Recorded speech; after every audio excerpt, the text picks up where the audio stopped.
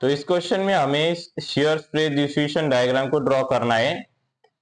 और यहाँ पे एक चीज मैं पहले बता दूं कि ये डायग्राम गिवन नहीं है, इसे हमें ड्रॉ करना पड़ेगा खुद से। तो बहुत से स्टूडेंट्स को पूरा का पूरा क्वेश्चन सॉल्व करना आ जाता है, और जब वो क्वेश्चन पेपर पढ़ते हैं तो ये डायग्राम वायग्राम कुछ नहीं होता, सिर्फ क्वेश्चन ही दिया होता है और फिर क्वेश्चन करते हैं कि यहाँ पे हमें पहले किसी ने क्यों नहीं बताया कि डायग्राम गिवन नहीं होती। तो मैं पहले यहाँ पे बता दूं कि डायग्राम गिवन नहीं होती, उसे ड्रॉ करना सीखना पड़ता है। तो इस लेक्चर में वो भी हम सीखेंगे। तो क्या बोला है हमें, L section with 75/12 mm in flange. तो जो पार्ट होता है एल शेप में, क्या होता है एल सेक्शन यानी कि एल शेप, जैसे L for long, L for length, या फिर एल फॉर कोई और भी अल्फाबेट के हिसाब से कोई भी और वर्ड चूज कर लो। तो उसमें ये जो हॉरिजॉन्टल पोर्शन होता है ये वाला, इसे हम कहते हैं फ्लैंज। तो यहाँ पे हमें फ्लैंज कितना दिया है, तो ऐसे जब ये एल से एल सेक्शन होता है तो ऐसे सीधा नहीं होता, उसे उल्टा ड्रॉ करते हैं। तो हमारा ये होगा यहाँ पे एल, जिसे हमें उल्टा ड्रॉ करना है क्योंकि ये सेक्शन है, अल्फाबेट नहीं है, लेकिन ये अल्फाबेट के जैसा ही दिखता है। तो यहाँ पे 75 mm, यानी कि टोटल उसकी लेंथ कितनी होगी फ्लैंज की, 75, ये हो गया हमारा 75। और उसकी 12 mm उसकी थिकनेस होगी 75/12, क्योंकि ये कॉमन सेंस है कि ये जो थिकनेस होगी ये 12 ही होगी, थिकनेस ज्यादा नहीं हो सकती लेंथ से। तो ये हमें इससे पता चलता है। नेक्स्ट क्या हमें दिया है, 10/15 mm इन वेब। वेब क्या होती है, जो वर्टिकल पोर्शन होता है उसे वेब कहते हैं। कितने का है, अभी ये जो डायमेंशन दिए जाते हैं वैसे टोटल दिए जाते हैं। ये भी एक मैं इसका बता दूं, कुछ स्टूडेंट क्या करते हैं यहाँ से लेके यहाँ तक का 100 कर देते हैं, तो ये गलत है, इस प्रकार से नहीं होता। जो हमें डायमेंशन दिए जाती है डिस्क्रिप्शन में क्वेश्चन के, वो टोटल होते हैं। कई बार अगर अनलेस एंड अनटिल उसे स्पेसिफाई किया जाए कि ये कहाँ से लेके कहाँ तक है, अगर ऐसे दिया है 10/15 mm इन वेब, मतलब कि सॉरी 100/15, तो ये टोटल 100 होगा, यहां से लेके यहां तक होगा। तो इसकी थिकनेस क्या है 15 mm, तो ये हमारी हो गई यहाँ पे 15 mm। तो इससे हमें अभी आई होप समझ गए होगे कि इसे एल सेक्शन को कैसे ड्रॉ करते हैं। तो यहाँ पे हमें एक चीज बोली है, carrying 60 kilo Newton shear force. तो ये 60 किलोन्यूटन शियर फोर्स को कैरी कर रहा है। तो यहाँ पे हमें जब shear stress distribution diagram draw करते हैं तो यहाँ पे सिर्फ दो ही चीजें कैलकुलेट करनी है। शियर स्ट्रेस एट ये जो फ्लेंज होगी उसका शियर स्ट्रेस यानी Q1, और शियर स्ट्रेस यहाँ पे जो है मैक्सिमम, Q मैक्सिमम, यही दो चीजें हमें कैलकुलेट करनी होती है। और सिर्फ यही दो चीजें यहाँ पे हमें कैलकुलेट करनी है एट दी एंड। तो इनका जो फॉर्मूला होता है उसके लिए कुछ चीजें कैलकुलेट करनी पड़ती है। जैसे अभी यहाँ पे QO भी कैलकुलेट करना है, शियर स्ट्रेस है टॉप एंड बॉटम की, जो हमेशा 0 ही रहेगी। लेकिन मोटा मोटा गणित ये है कि हमें सिर्फ दो ही चीजें कैलकुलेट करनी है यहाँ पे, अगर देखा जाए सही तरीके से। तो पहले उसके लिए हमें पहले शियर स्ट्रेस को कैलकुलेट करना पड़ेगा। तो उसका फॉर्मूला क्या है, से BI। जैसे ये मैंने पिछले वाले लेक्चर में बताया था, इजी वे टू याद रखने का। जैसे हम छोटे बच्चे को बोलते हैं से A for apple, B for ball, C for cat, तो ऐसे से BI। तो यहाँ पे से BI, तो B, और यहाँ पे क्या है कि ऐसे, यानी कि यहाँ पे मैं एक एक टर्म को एक्सप्लेन करता हूँ कि कैसे ये काम करेगा। तो यहाँ पे क्या है, ऐसे यानी कि क्या है कि शियर स्ट्रेस, यहाँ पे हमें लिखा होगा शियर फोर्स जो है यहाँ पे हमें 60 किलो न्यूटन है, तो ऐसे यानी शियर फोर्स। और यहाँ पे हमें नेक्स्ट क्या है, यहाँ पे ए यानी कि एरिया।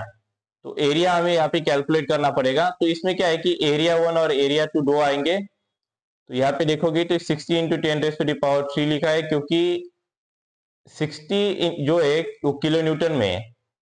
और यहाँ पे हमें नेक्स्ट हमें यहाँ पे कैलकुलेट करना होता है एरिया यानी कि ए। तो यहाँ पे हम एक एक टर्म्स को देखते हैं। तो एरिया में क्या होंगे, यहाँ पे दो एरिया होंगे। तो ये हमारा पहला एरिया हो जाता है, ये दूसरा एरिया होता है। उसका रीजन क्या है कि हम टॉप से बॉटम तक कंस्ट्रक्शन करते हैं। अगर घर का कंस्ट्रक्शन देखा होगा, पहले कॉलम आता है, फिर उसके ऊपर बीम बाद में आता है। पहले हम इसे कॉलम ड्रॉ करते हैं, फिर ये बीम कंटिन्यू आगे होती है, तो पता ही होगा सबको। तो इसी कारण से जो बॉटम पार्ट होता है उसे हम वन पहला कंसिडर करते हैं। तो इसलिए हमारा फर्स्ट हो जाता है और ये सेकंड होता है। तो ये हमारा सेकेंड पोर्शन कहां से कहां तक होगा, फ्लेंज कहां से कहां तक होगा, यहां से लेके ये जो पोर्शन होगा ये हमारा होगा यहाँ पे फ्लेंज। बाकी जो बचेगा यहाँ पे इसे हम कहेंगे वेब। यहां से लेके आता तो जो फ्लेंज की थिकनेस 12 mm होती है वो वेब से माइनस हमें करनी पड़ती है खुद से। तो एरिया 1 देखते हैं, यानी कि बॉटम का वेब का थिकनेस कितनी है 15 mm। तो 15 इंटू उसकी हाइट कितनी है, यहां से लेके यहां तक की हाइट, क्योंकि फ्लेंज की थिकनेस जो 12 mm है वो वेब के हाइट में जो कि टोटल 100 mm उसकी हाइट है उससे हमें माइनस करनी पड़ेगी। तो ये टोटल हमें यहां तक ही चाहिए ये वाला। तो 100 में से हमें 12 माइनस करने कितने आएगा, 100 में से 12 माइनस 88। तो हमें क्या बन जाएगा यहाँ पे 15 इंटू 88। इसे हम कैलकुलेटर में अभी करके भी देखते हैं, डिप्लोमा का कैलकुलेटर है कि जो सभी के एग्जाम्स में अलाउड होता है, तो मैं ये यूज कर रहा हूँ यहाँ पे। क्या आंसर आता है 1320 mm स्क्वायर A2, यानी एरिया 2। एरिया 2 कौन सा होगा, फ्लेंज का। तो ये मैं जैसे बोला था, ये टोटल हम इस फ्लेंज को इसमें कंसिडर करते हैं। फ्लेंज की थिकनेस क्या है 12 mm, 12 इंटू उसकी ब्रेड क्या है 75 mm। तो 12 इंटू 75 कर सकते हो या फिर 75 इंटू 12 कर सकते हो। वैसे यहाँ पे 72 लिखा है तो एक्चुअली यहाँ पे 75 है। तो इसे हम कैलकुलेटर पे करते हैं, 75 इंटू 12 तो 900 mm स्क्वायर हमें यहाँ पे आंसर आ जाता है। तो ये हमारे दो एरिया हुए। तो हम क्या करेंगे यहाँ पे एरिया 1 प्लस एरिया 2 दोनों को ऐड करेंगे तो हमें टोटल एरिया इसका मिल जाएगा, यानी कि 1320 प्लस 900 करेंगे तो 2220 mm स्क्वायर में हमें आंसर मिल जाता है। अब नेक्स्ट हमें क्या कैलकुलेट करना है, यहाँ पे जैसे बोल रहा था ए तो मिल गया, एस भी पता है, वाई बार। तो यहाँ पे वाई बार का कैलकुलेट करने का फॉर्मूला क्या होता है, A1 Y1 into A2 Y2 divide by A1 plus A2। हमने 2 तक की क्यों लिया, क्योंकि यहाँ पे हमें दो ही एरिया है, 1 2। अगर मान लो कोई सेक्शन थोड़ा और भी ज्यादा ई सेक्शन टाइप कुछ होता, जो कि वैसे होता नहीं है, लेकिन मान लो अगर होता तो इसे 3 कंसिडर करते, लेट से यहाँ पर तक ही होता, छोटा होता तो ये थर्ड हो जाता एरिया 3। तो हम इसे क्या बोलते A1 Y1 plus A2 Y2 plus A3 Y3 divide by A1 plus A2 plus A3। तो सिंस दो ही एरिया है तो हम इसे A1 Y1 ये कंसिडर, A2 Y2 तक ही कंसिडर करेंगे। तो यहाँ पे Y1 और Y2 हमें कैलकुलेट करने हैं। तो Y1 यहाँ पे क्या आएगा, तो Y1 हमारा वेब का जो होगा, क्योंकि हम वेब को तो एरिया 1 कंसिडर किया है हमने, तो Y1 किसका होगा, एरिया 1 का होगा। तो यहाँ पे क्या करना है, हमें इसकी बस हाइट कंसिडर करनी है। और इसके हाइट में डिफरेंस क्या आता है कि हाइट में और वाई बार में डिफरेंस एक ही आता है, वो मैं इजी तरीके से बताऊंगा यहाँ पे। तो वेब की टोटल हाइट कितनी है जो हमने फ्लेंज से माइनस करके कैलकुलेट की है, वो है 88। तो वाई बार जब हम कैलकुलेट करते हैं तो क्या करते हैं, जो उस कंपोनेंट की हाइट होती है, जैसे वेब की हाइट है उसकी total height divided by 2, h/2 तो करते हैं, प्लस एक चीज उसमें और ऐड करते हैं कि उससे नीचे अगर कोई हाइट हुई, मान लो यहाँ पे फ्लेंज है लेकिन इस फ्लेंज के नीचे भी मेरा कुछ होता जिसकी थिकनेस फॉर एग्जांपल मान लो 20 होती, तो नीचे की मैं और 20 जो होगी यहाँ पे उसे भी मैं ऐड कर लेता, यहाँ पे 20 mm जो थिकनेस होती है, मान लो यहाँ पे नीचे भी एक और फ्लेंज होती तो उसे ऐड कर लेता। लेकिन सिंस यहाँ पे नहीं है तो मैं क्या करूंगा, सिर्फ इसकी हाइट डिवाइडेड बाय 2 और उसके बॉटम पे जो डिस्टेंस है कि जो कोई भी डिस्टेंस नहीं है तो हम क्या करेंगे h/2 प्लस 0। तो हाइट कितनी है 88, तो मैं इसे क्या करेंगे 88 डिवाइड बाय 2। अगर इससे समझ में नहीं आया तो इससे एक इजी में बताता हूँ y2। तो y2 क्या है कि फ्लेंज की हाइट डिवाइडेड बाय 2, फ्लेंज की हाइट डिवाइडेड बाय 2। तो फ्लेंज की हाइट कितनी है 12 mm, जो थिकनेस है वही उसकी हाइट है। मैं यहाँ पे कह लूंगा 12/2 उसकी हाइट हो गई, यानी कि h/2 उसकी हाइट हो गई। प्लस हमें क्या ऐड करना है उसके अंदर, जो भी हाइट उसकी जो कंपोनेंट है उसके नीचे का जितना भी डिस्टेंस है उसे उस पूरे डिस्टेंस को ऐड करना है। यानी जो ये जो फ्लेंज है इसके नीचे की जितनी भी हाइट है, तो कितनी हाइट है टोटल 88 mm ही आएगी, उसका मैं बताता हूँ अभी। तो फ्लेंज के नीचे की जितनी भी हाइट है, तो मैं यहाँ पे लिख दूंगा हाइट बिलो चाहे तो इस फॉर्मूला को कहीं पे नोट डाउन कर लो, क्योंकि नोटबुक में भी नहीं मिलता। हाइट बिलो कंपोनेंट, तो जैसे अभी फ्लेंज के नीचे कितनी हाइट आएगी, तो इसे ये 12 mm है और टोटल ये 100 mm हाइट है यहाँ से लेके यहाँ तक। 12 में से 100 माइनस 88, तो इसलिए हमें इसे 88 प्लस करना पड़ेगा यहाँ पे, क्योंकि फ्लेंज के नीचे की जो हाइट आएगी यहाँ तक वो 88 mm ही है। तो इसे 88 प्लस 12/2, यानी कि उस कंपोनेंट की हाइट डिवाइडेड बाय 2 कितना आएगा, हाइट कितनी है 12/2, तो 6 प्लस 88 कितना हो जाएगा 94। इसे कैलकुलेटर में एक बार डाल के दिखाता हूँ। 88 plus in bracket 12 divided by 2 enter, कितना होता है 94 mm। तो हमें 94 mm वाई बार मिल गया। अब बस यहाँ पे y1 y2 मिल गया, बस वाई बार के फॉर्मूले में वैल्यूज पुट करनी है। a1 की क्या वैल्यू आई थी 1320, y1 की क्या वैल्यू 44 a1 y1 हो गया, प्लस a2 y2, तो a2 की वैल्यू क्या आई थी 900, y2 की वैल्यू क्या आई थी 94, 900 into 94 plus divided by a1 plus a2। तो हमने a1 प्लस a2 को कैलकुलेट किया था, क्या वैल्यू आई थी 2220, तो बस वही डाल दी। अब हमें इस पूरे इक्वेशन को कैलकुलेटर में डालना है, तो मैं ब्रैकेट करता हूँ, double bracket 1320 into 44 bracket complete, plus second bracket में डालेंगे 900 into 44 bracket complete divided by bracket में 2220 एंटर 44। तो यहाँ पे थोड़ी सी मिस्टेक हो गई, तो यहाँ पे एक्चुअली 900 इंटू 94 था यहाँ पे, तो एंटर करेंगे तो यहाँ पे हमारा जो आंसर आएगा 64.27 mm फ्रॉम बेस, यानी कि बेस से लेके बॉटम से, तो बॉटम हमारा बेस यहाँ पे होता है, बेस से लेके फाइबर कहाँ तक आया है 64 के पॉइंट 64 पॉइंट क्या आया था 64.27 तक वाई बार बॉटम से आया है। तो ये तो हमारा हो गया वाई बेस।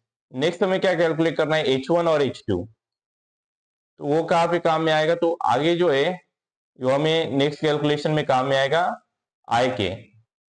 तो आई का कैलकुलेशन में क्या है कि यहाँ पे जैसे बोला है यस ए वाई, तो वाई बार तो हमने हो गया। अब हमें आई कैलकुलेट करना है, तो आई कैलकुलेशन में क्या है कि फॉर्मूला उसका है एम आई, पहले ये जो एरिया है उसका, प्लस एम आई दूसरे एरिया का। एम आई का मतलब होता है मोमेंट ऑफ इनर्शिया, तो यहाँ पे ये पहला एरिया हुआ ये दूसरा एरिया हुआ, दोनों का मोमेंट ऑफ इनर्शिया ऐड करोगे तो टोटल आई हमें मिल जाएगा। मोमेंट का इनर्शिया का फॉर्मूला क्या है आई जी प्लस ए स्क्वायर। तो यहाँ पे क्या होगा A1 H1 और IG1, और यहाँ पे क्या होगा IG2 A2 और H2, तो दोनों का बस यही चीज होगा। तो यहाँ पे BD यहाँ पे हम डाल के डायरेक्टली डाल सकते हैं, जैसे अभी A1 जो हमने कैलकुलेट किया था वो 1320 था, वो डाल सकते हैं, या फिर 15 इंटू 88 डाल सकते हैं, या फिर B इंटू डी। तो A तो हमें पता है, लेकिन हमें क्या कैलकुलेट करना है H1 और H2। तो अभी हम H1 और H2 की वैल्यू का देखते हैं। सबसे पहले यहाँ पे H1 की वैल्यू का क्या है कि जो भी हमारा वाई बार आता है यहाँ पे 64.27, तो उसमें से हमें हाइट माइनस करनी है अपने पहले एरिया की। तो हमारा पहला एरिया क्या है वेव है, तो वेव की हाइट कितनी है, वेव की हाइट यहाँ पे इन द सेंस कि ये 12 mm माइनस करके प्लेन में से तो 88 mm आती है, तो हमें उसमें से जो है 88 बेसिकली माइनस करना है। तो जब हम इसमें से h बार में से 88 mm माइनस करेंगे, सॉरी 88 डिवाइडेड बाय 2, यानी जो हाइट रहेगी उसका आधा, तो 64.27 जो हमारा अभी h बार आया था, सॉरी y बार, उसमें से हमें जो हाइट रहेगी हमारी 88/2 उससे माइनस करना है, हाइट डिवाइडेड बाय 2 को माइनस करना है। तो हमारा आंसर यहाँ पे आता है 20.24। तो यहाँ पे थोड़ी सी मिस्टेक हो गई 64.27, तो यहाँ पे हमारा आंसर आता है 20.27। और H2 के लिए क्या करना है कि हमारा जो यहाँ पे y बार आए 64.27, तो पहले हमारे जो फ्लेंज है उसके नीचे कितनी हाइट आती है, उसके नीचे जो हाइट आएगी वो आएगी 88। तो 88 में से हमें वाई बार को पहले माइनस करना है। तो यहाँ पे हमें क्या करना है, हमारा जो 88 वैल्यू आए 100 में से अगर 12 को माइनस करोगे तो फ्लेंज के नीचे की हाइट जो रहेगी वो 88 रहेगी। माइनस वाई बार कितना है 64.27। तो ये हमारा वाई बार है यहाँ पे, और इसमें से जो वैल्यू आएगी इसे माइनस करने के बाद वो रहेगी 23.73।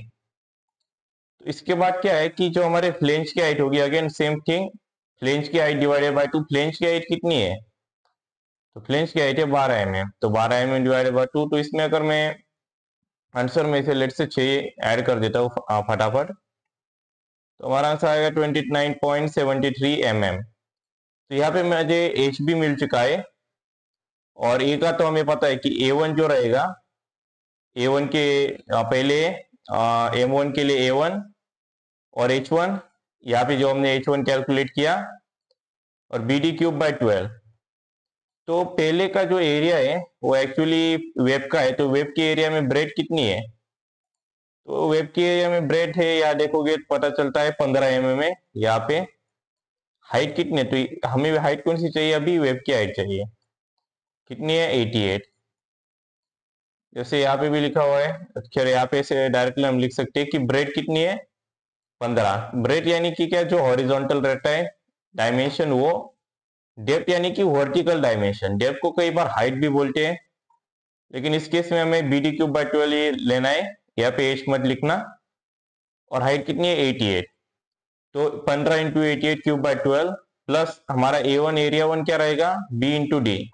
हमने ऑलरेडी ऐसे भी कर सकते हैं, 15 × 88 भी डाल सकते हैं, या फिर डायरेक्टली A1 हमने कैलकुलेट किया है 1320 और डायरेक्टली हम यहाँ पे डाल सकते हैं, और H1 हमने जो कैलकुलेट किया यहाँ पे 20.27। तो ये हो गया। और हाँ, इसका जो कैलकुलेशन में एक चीज है वो मैं बताना चाहूंगा कि कुछ कैलकुलेटर्स में, जैसे ये वाले कैलकुलेटर में हम पूरा का इक्वेशन एक साथ नहीं डाल सकते हैं, उसके लिए क्या करना है वो भी बताऊंगा। अभी नेक्स्ट क्या है, इक्वेशन 2। इक्वेशन 2 में क्या है, इक्वेशन 2 में जो BD³/12, तो इक्वेशन 2 सॉरी MI2, वो हमारा एरिया 2 इसका रहेगा। इसका ब्रेड कितना है, इसका ब्रेड यानी ये हॉरिजॉन्टल डायमेंशन कौन सा, ये वाला कितना है 75 mm। तो फ्लैंज का अगर देखोगे तो यहाँ पे लिखा था 75/12, तो 12 mm क्या रहेगी उसकी, 12 mm रहेगी उसकी डेप्थ। थिकनेस को यहाँ पे डेप्थ बोलते हैं, तो ये देखो 12 mm हमारी ये हो गई। तो यहाँ पे हम नेक्स्ट इसको डाल सकते हैं 75/12³। 12 यानी कि डेप्थ, इसलिए यहाँ पे क्या था, हाइट जो थी इसकी वेब की वो 88 थी, तो इसलिए हमें 88 डालना पड़ा। इस बार हाइट कितनी है, हाइट इन द सेंस उसकी थिकनेस यानी फिर डेप्थ कह सकते हो 12 है, तो हम इसे 12³/12 प्लस उसका एरिया क्या है E2 क्या है 900 mm, तो 900 mm में यहाँ पे डाल देते हैं 900 mm इंटू H², H2 क्या है 29.73 उसका स्क्वायर। तो अभी यहाँ पे क्या है कि अगर हम इसे डायरेक्टली जानने जाएंगे, कई बार क्या होता है इक्वेशन थोड़े से बड़े आने के कारण यहाँ पे डायरेक्टली वैल्यू हम डाल नहीं सकते कैलकुलेटर पे पूरा का पूरा इक्वेशन। तो अभी मैं इसे पहले ये डाल देता हूँ, और फिर उसके बाद हम यहाँ पे इक्वेशन 2 डालेंगे।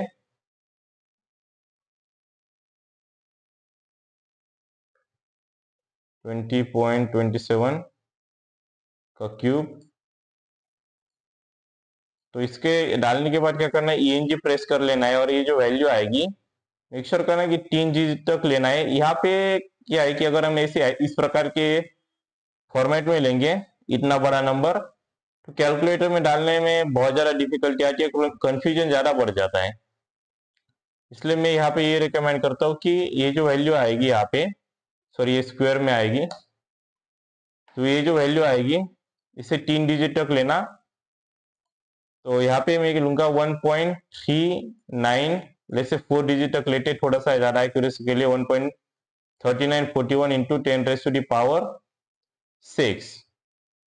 प्लस अभी नेक्स्ट जो इक्वेशन रहेगा उसके लिए क्या करना है, ज्यादा कुछ नहीं, बस इसे एडिट कर देते हैं 75 इंटू 12 का क्यूब डिवाइडेड बाय 12 प्लस 900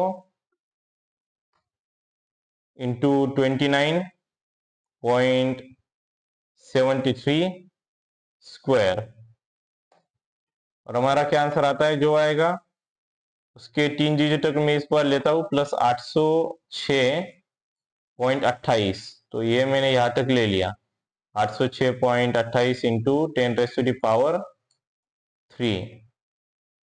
तो हम इन दोनों को ऐड करते हैं 1.3941 इंटू 10⁻6 प्लस 806.28 इंटू 10⁻3। तो हमारा यहाँ पे आंसर जो आएगा वो आएगा 2.0038 इंटू 10⁻6। तो हम इसे ऐसे लिख सकते हैं 2.20 इंटू 10⁻6 डायरेक्ट भी लिख सकते हैं 2.20 इंटू 10⁻6, उससे थोड़ा सा लिखने में आसानी जाता है। और अभी नेक्स्ट क्या है, हमें यहाँ पे कैलकुलेट करना है Q1। तो Q1 की हमें बस पहले वैल्यू डालनी है, उसके बाद हम यहाँ पे Q2 कैलकुलेट करेंगे और फिर हम जाएंगे Qmax पे। तो पहले हम इसे Q1 देखते हैं। तो Q1 के लिए क्या है कि Q1 में और यहाँ पे जो हम कैलकुलेट करने वाले Q2 में डिफरेंस क्या है कि जो हमारा मैक्सिमम रहेगा इन दोनों में से वो यहाँ पे हम पहले यहाँ लिखेंगे छोटा वाला, और जो मैक्सिमम रहेगा वो इस वाले पॉइंट पे लिखेंगे, यानी वो रहेगा Q2। तो यहाँ पे जब कर्व आएगी यहाँ तक तो ये छोटा Q1 यानी यहाँ तक छोटा वाला आएगा, और फिर जब यहाँ से जब इसके ऊपर कनेक्ट होगी तो ये इस वाले पॉइंट पे हम Q2 लिखेंगे। तो इन दोनों में बस फर्क एक ही रहेगा, वो मैं बताता हूँ क्या फर्क रहेगा। तो Q1 जब हम कैलकुलेट करेंगे तो यहाँ पे S की वैल्यू तो हमें यहाँ पे पता है, जो मैंने शुरुआत में बताई थी, स्ट्रेस शियर फोर्स सॉरी कितना है 60 किलो न्यूटन, यानी कि 60 इंटू 10⁻3 ये हो गया। इसके बाद नेक्स्ट क्या है ए यानी कि क्या एरिया। एरिया यहाँ पे क्या है कि एरिया दोनों के लिए सेम रहेगी। यहाँ पे जो हम कर रहे हैं Q1 और Q2 किसके लिए है, वो सिर्फ और सिर्फ फ्लैंज के लिए है। तो फ्लैंज के एरिया क्या है 75/12, तो हम डायरेक्टली 900 भी लिख सकते हैं 75/12, या फिर ऐसे 75/12 भी लिख सकते हैं। इंटू अभी ये वाई क्या है, वाई बार जो हमने कैलकुलेट किया 64.27, हमने यहाँ पे 64.27 इसको लिख दिया। तो सर यहाँ पे 64.27 नहीं, यहाँ पे क्या है कि हमें H2 की वैल्यू चाहिए होगी। तो यहाँ पे एक्चुअली ये वाई बार तो है, लेकिन यहाँ पे हमें वैल्यू H2 की डालनी है, उसका भी मैं बताता हूँ कि उसका रीजन क्या है, डिवाइडेड बाय बी यानी कि क्या है ब्रेड। तो फर्स्ट केस में क्या है कि Q1 के लिए हम ये जो ब्रेड कंसिडर करेंगे, और Q2 में क्या रहेगा, बाकी ऊपर का कैलकुलेशन सारा सही रहेगा, सेम रहेगा, बस ये ब्रेड चेंज हो जाएगी। ब्रेड की जगह पे हमें यहाँ पे हाइट लेनी पड़ेगी, सॉरी सेकंड ब्रेड लेनी पड़ेगी। कि सेकंड ब्रेड किसके रहेगी, तो फ्लैंज का तो Q1 के लिए हो गया, और Q2 के लिए ब्रेड जो रहेगी वो रहेगी, यहाँ पे डिफरेंट कलर से रिप्रेजेंट करता हूँ, ये वाली ब्रेड रहेगी Q2 की, जो कि 15 mm, और यहाँ पे जो ब्रेड रहेगी वो ये वाली रहेगी Q1 के लिए, जो पहले जो टॉप की ब्रेड है 75 mm वो रहेगी। तो बस यही एक डिफरेंस है इन दोनों में। और आई की जो वैल्यू हमने कैलकुलेट की है तो ये वैल्यू वही रहेगी, इस वैल्यू में कोई चेंज नहीं रहेगा दोनों के लिए। और आंसर जो डिफरेंट आ रहा है वो बस ये 75 और 15 की जो अलग अलग ब्रेड्स है उनके कारण से आ रहा है।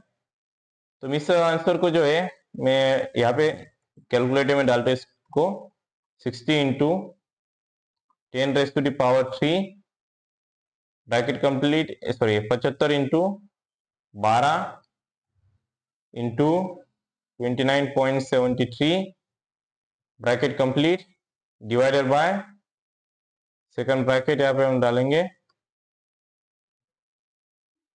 75 इंटू 2.20, क्या था हमारा 2.20 था, इंटू 10⁻6।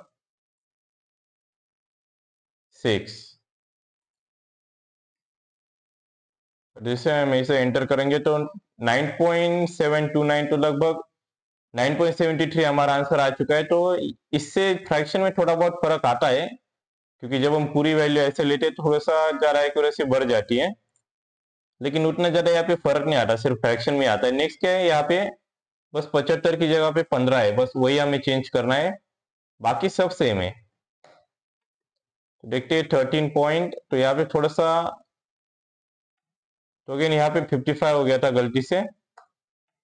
तो देखते हैं हमारा आंसर क्या आता है, यहाँ पे 48.64, तो एक्यूरेट आया ये।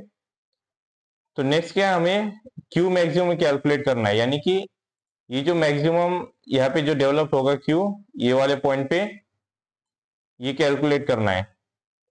उसके लिए फॉर्मूला क्या है कि उसके लिए भी वही फॉर्मूला है, उसमें डिफरेंस कुछ भी नहीं है। कि फॉर्मूला क्यू का जो आता है क्यू मैक्सिमम का, तो यहाँ पे इसे कैलकुलेट करने का फॉर्मूला क्या है कि एस, ये हमारा एस हो गया 60 इंटू 10⁻³ इंटू ए। तो ए क्या हुआ 75 इंटू 12 इंटू 29.73। तो यहाँ पे क्या है कि ए इंटू वाई बार यहाँ पे 2 बार आने वाला है। तो पहला यहाँ पे मैं दूसरे कलर से इसे रिप्रेजेंट करूंगा कि ए इंटू वाई बार यहाँ पे 2 बार कैसे आएगा, कि पहले तो हमारा यहाँ पे जो यहाँ तक का एरिया रहेगा, तो यहाँ पे 2 एरिया है, यहाँ पे एक और यहाँ पे जो है 64, इसके लिए 2 एरिया है एक्चुअली क्यू मैक्सिमम के लिए। तो ये हमें 2 एरिया ऐड करने पड़ेंगे। पहला तो हमारा ये वाला एरिया रहेगा, ये यहाँ से नीचे वाला ये वाला। अगर ध्यान से देखोगे तो जब ये क्यू यहाँ तक जाता है, तो इसके लिए ये वाला एक एरिया यहाँ पे बन जाता है और एक और एरिया यहाँ पे बनता है। तो ये वाला एरिया भी हमें कंसिडर करना पड़ेगा, प्लस ये वाला एरिया। तो ऐसे 2 एरिया को हमें ऐड करना पड़ेगा। तो उसको समझते हैं हम कैसे करेंगे। पहले एरिया जो रहेगा वो रहेगा 75/12, जो कि मैंने गुलाबी कलर से शुरुआत में दिखाया था। तो ये इसे मैं पहले इरेज कर देता हूँ ताकि समझने में थोड़ी सी आसानी जाए। तो 75/12 का एरिया कौन सा रहेगा, ये हमारा हो गया 75, ये हो गया 12। इससे हमने कहाँ तक का एरिया कवर किया, यहाँ तक का, ये वाला 75/12। 75/12 के लिए वाई बार कौन सा है, इंटू वाई बार। तो A1 और Y1 रहेगा, A1 इंटू वाई बार 1। तो इसके लिए हमने वाई बार जो फाइंड किया था यहाँ पे, वो यहाँ पे हमने फाइंड किया था, देखोगे तो 29.73। बस इस एरिया के लिए जो वाई बार हमने फाइंड किया था Q1 कैलकुलेट करते हुए, बस वही हमें ले लेना है। प्लस अब एक और एरिया यहाँ पे फॉर्म होता है, तो यहाँ पे स्टूडेंट्स को थोड़ी सी डिफिकल्ट होगी, इसलिए मैं थोड़े से अच्छे तरीके से इसे बताता हूँ धीरे धीरे। तो ये हमारा एक और एरिया यहाँ पे फॉर्म होगा, देखोगे पता चलता है यहाँ पे एक और एरिया है, ये वाला, ये जो मैं ब्लू कलर से दिखा रहा हूँ, ये दूसरा एरिया है, सेकंड एरिया जो मैंने हाईलाइटेड किया है यहाँ पे, ये हमारा हो जाता है सेकंड एरिया। तो दूसरे एरिया के लिए क्या है कि उसका एरिया में तो 2 ही चीज आएगी, ब्रेथ और डेप्थ। तो इसकी डेप्थ क्या है, दूसरा वाले एरिया के अगर मैं इसे अच्छे से रिप्रेजेंट करूं, यहाँ से लेके यहाँ तक इसकी शुरुआत और एंड यहाँ से यहाँ पे होता है। तो इसका हाइट अगर देखोगे तो यहाँ पे इसका हाइट है 29, इस एरिया का यहाँ पे इसका हाइट रहेगा 29.73, ये इसका हाइट हो गया। तो यानी इस एरिया का जो हाइट हमें यहाँ पे मिल चुका है। लेकिन इसका ब्रेथ क्या है, अब इसका ब्रेथ तो रहेगा ही ना, क्योंकि एरिया है तो ब्रेथ इंटू हाइट रहेगा, या फिर ब्रेथ इंटू डेप्थ कह सकते हो, कितना है। तो यहाँ पे इसका जो ब्रेथ रहेगा वो रहेगा फ्लेंज का ब्रेथ, कितना है 15 mm। तो ये क्या बनेगा 15 mm into 23.75 breath into depth. तो बस वही है यहाँ पे 15 इंटू 23.75, क्योंकि ये जो सेकंड एरिया जो बनेगा इसके ऊपर एक और चीज भी आएगी वाई बार, वो भी मैं एक्सप्लेन करूंगा। कि यहाँ से लेके इसे मैं थोड़ा सा अच्छे से रिप्रेजेंट नहीं कर पा रहा, लेकिन समझ लो कि ये सेकंड एरिया है, इसकी ये हाइट हो गई, यहाँ से लेके ये हाइट, और ये ब्रेथ कौन सी रहेगी, ये वाली ब्रेथ रहेगी। तो मतलब ये वाली ब्रेथ और ये वाली उसकी हाइट। ये जो यहाँ पे छोटा सा देख सकते हो रेक्टेंगुलर बॉक्स यहाँ पे मैं ये जो बना रहा हूँ, यहाँ पे बस इसका एरिया हमें चाहिए, ये हमें इसका सेकंड, ये हमारा सेकंड एरिया होगा। और फर्स्ट एरिया कौन सा? फर्स्ट एरिया ये वाला जो रेक्टेंगुलर बॉक्स है, ये हमारा फर्स्ट एरिया। तो इन दोनों एरिया को हमें मिलाना पड़ेगा। तो पहले एरिया का तो हमें वाई बार पता है, 29 पॉइंट समथिंग था। दूसरे एरिया का वाई बार कैसे ढूंढेंगे? तो उसके लिए एक ट्रिक है, और वो ट्रिक है कि जो भी हमारी हाइट रहेगी उस हाइट को डिवाइडेड बाय 2 कर देना है सिर्फ। यहाँ पे हाइट कितनी है? 29.73। इसको कैलकुलेट करने की दूसरी मेथड भी है, देख सकते हो, और मैं बताया, तो मैं दोनों ही बताऊंगा। तो इसकी जो हाइट रहेगी डिवाइडेड बाय 2 अगर करेंगे तो वाई बार क्या होता है कि हाइट डिवाइडेड बाय 2 प्लस उसके नीचे की जितनी भी हाइट है। तो लगता है कि इसके नीचे की हाइट फिर 64 आएगी। तो ये गलत है, क्योंकि हम जब इस हाइट को कैलकुलेट करेंगे, या तो हम एरिया 2 जो रहेगा उसको ऊपर से ले सकते हैं, इस एरिया को कैलकुलेट करते हुए हम ऊपर का एरिया ले सकते हैं, ये हमारा ऑप्शन 1 हो जाता है। या फिर हम नीचे का एरिया ले सकते हैं, सिर्फ नीचे का पूरा है। नीचे का एरिया कौन सा? यहां से लेके यहां तक का नीचे का एरिया है, और यहां से लेके ऊपर तक का ये टॉप का एरिया है। तो अगर हम टॉप का एरिया लेंगे तो हम बॉटम का एरिया नहीं ले सकते, इसलिए यहाँ पे देख सकते हो लाइन जो ड्रॉ की है डैश में, उसी कारण से। तो इसलिए हम इसे नीचे का एरिया नहीं ले सकते। तो हम क्या करेंगे, जो हमारा वैल्यू आई है यहाँ पे 23 पॉइंट, जो हमारी वैल्यू आई यहाँ पे 23.73, उसके डिवाइडेड बाय 2 करेंगे तो 11.865 आता है। तो यहाँ पे जो आए है 81.15, सॉरी 11.815, तो ये एक्चुअली यहाँ पे एक मिस्टेक है, ये एक्चुअली 6 है। यहाँ पे अगर हम इसे कैलकुलेटर में डालेंगे, तो भी मैं इसे डाल के बताता हूँ कि अगर यहाँ पे मान लो 65 लेंगे तो यहाँ पे 56.32 आता है। तो लगभग इसे राउंड ऑफ करने के बाद ये 32 हो जाता है। इसी की जगह पे अगर मैं मान लो इसे 15 ले लेता हूँ फॉर एग्जाम्पल, तो ये 28 आता है। तो हम इसे अगर दूसरी मेथड से सॉल्व करना चाहेंगे, जो कि और में है, उस केस में क्या होगा कि हमें नीचे का एरिया कंसीडर करना पड़ेगा। नीचे का एरिया इन द सेंस कौन सा? ये पूरा का पूरा नीचे का एरिया, जिसमें यहां से लेके ये टोटल एरिया कंसीडर करना पड़ेगा। इसमें ये जो टॉप का एरिया ये वाला रहेगा, ये नहीं आएगा, और ये वाला जो छोटा सा बॉक्स बनता है इसका भी एरिया नहीं आएगा। तो देखते हैं इसे कैसे सॉल्व करेंगे। तो सबसे पहले इसमें क्या है, हमें बस एरिया यहाँ पे जो बन रहा है, कौन सा वाला बन रहा है अगर देखेंगे, इसे मैं हाईलाइट करता हूँ। बस एक ही एरिया बन रहा है, यहाँ से लेके ये जो बॉक्स में ड्रॉ कर रहा हूँ, बस इतना सा एरिया बन रहा है। तो इसका ब्रेड क्या है इस एरिया का? ब्रेड यहाँ पे जूमिंग करके भी देखोगे तो आएगा 15 mm। हाइट क्या है यहाँ पे? इसकी हाइट है 64.27, जो कि वाई बार की हाइट है यहाँ पे, यहाँ तक जो कि हमें चाहिए। तो वाई बार की हाइट 64.27, तो वही हो गया हमारा 64.27 इंटू ये 15 हमारा एरिया होता है। तो वैसे ये एक्चुअली ब्रैकेट के अंदर होना चाहिए, तो कुछ स्टूडेंट को उससे भी कंफ्यूजन हो जाता है, ब्रैकेट के अंदर क्यों नहीं डाला। ये थोड़े से क्या बोलते हैं उसको, हाँ, प्रिंटिंग मिस्टेक यहाँ पे आगे पीछे की हो जाती है।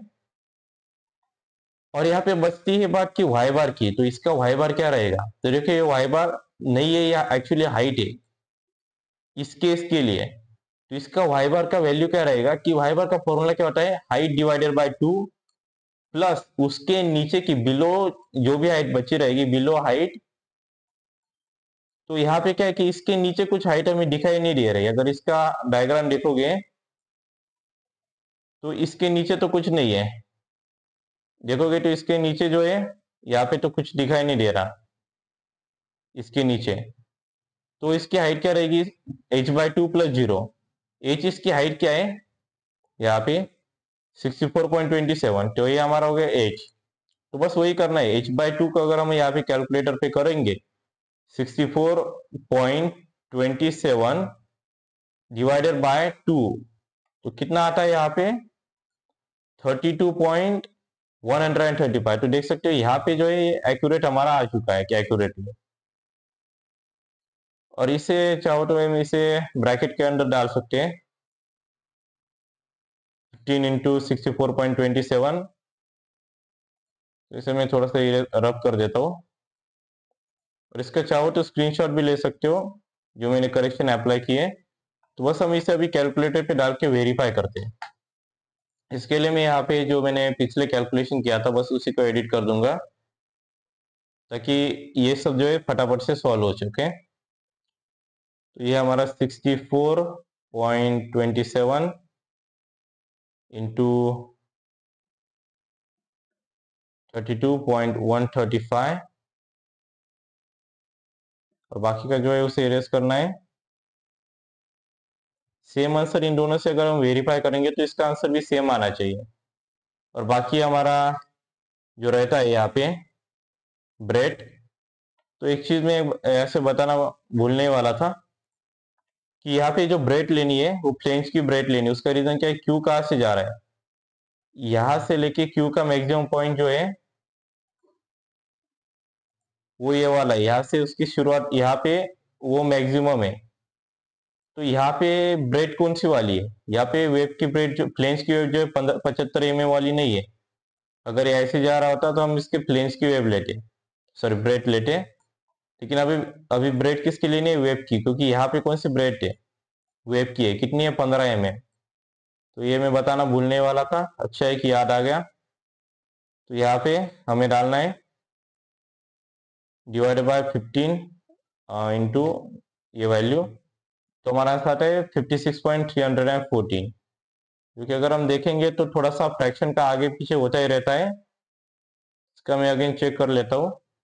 तो खैर कोई नहीं, फ्रैक्शन से थोड़ा आगे पीछे है तो कोई इशू नहीं। तो ये न्यूटन पर mm में आ गया। और हाँ, ये जो डायग्राम है इसे भी ड्रॉ करना है, इसको भी एक मार्क से। तो जाते जाते मैं इस डायग्राम को कैसे ड्रॉ करते हैं वो बताऊंगा। तो पहले ये जो डायग्राम है अपनी एल की, ये तो मैंने ड्रॉ करना बता ही दिया था। फिर हम इसके आगे का देखेंगे कि इसके आगे कैसे ड्रॉ करते हैं। तो वाई बार की जो हाइट रहेगी उस हाइट तक हमारा क्यू मैक्सिमम आएगा, और उसके ऊपर की जो हाइट बची रहेगी वो होगी हमारी एच। ठीक है, तो इसके बाद हमें क्या है कि एक ये तो हमारा नॉर्मल डायग्राम तो ड्रॉ कर ही डालेंगे कि इतना तो इजी है। वैसे 75 mm में 12 mm फ्लेंज कौन सा, वेब कौन सा, वो बताना है। और ये एन अगर ऐसे नहीं भी लिखा तो भी चलता है। तो यहाँ पे जो हमारा वाई बार होगा वो जहाँ पे ऐसे हॉरिजॉन्टल जाएगा वही उसी पॉइंट पे, जैसे अभी इस पॉइंट पे आए तो इसी पॉइंट पे हमारा क्यू मैक्सिमम में आएगा। तो क्या करना है, नॉर्मल डायग्राम ऐसे ड्रॉ करनी है, और फ्लेंज के यहाँ पे एक कर्व ड्रॉ करनी है, नॉर्मल कर्व जो है ऐसे यहाँ पे। फिर उससे थोड़ा सा एक्सटेंड करना है क्योंकि Q2 की वैल्यू उससे बहुत ज्यादा है। तो डिपेंडिंग ऑन कितनी जा रहा है, मान लो 10 गुना जा रहा है तो उतना ज्यादा आगे तक लाइन एक्सटेंड करनी है। और यहाँ पे Q1 की वैल्यू हमें लिखनी है जो कि इस वाले पॉइंट पे रहेगी, Q2 की वैल्यू इस वाले पॉइंट पे, Q3 की वैल्यू उससे यानी Q मैक्सिमम की वैल्यू से बस थोड़ी सी ज्यादा है। तो इसलिए हम इसे थोड़ा सा स्लाइडली ज्यादा कर्व पोर्शन यहाँ पे दे देंगे। मान लो बहुत ज्यादा होती है तो हम इसे थोड़ा सा ज्यादा कर्व पोर्शन देते हैं। और यहाँ पे जैसे मैंने बोला था कि टॉप और बॉटम की जो वैल्यू रहेगी, शुरुआत में ही आप ही बोला था Q0 यानी कि Q एट द टॉप और Q at the bottom of section वो 0 रहेगी। तो इसलिए हमने यहाँ पे तो 0 वैल्यू रहेगी Q0, और यहाँ पे भी 0 वैल्यू रहेगी। तो इन दोनों को बस कर्व से कनेक्ट कर देना है। तो ये बात खत्म होती है हमारी शियर स्ट्रेस डिस्ट्रीब्यूशन डायग्राम इसी के साथ। और इसी के साथ हमारी ये जो क्वेश्चन पेपर है ये भी खत्म होती है, मैकेनिक्स ऑफ स्ट्रक्चर समर 2019।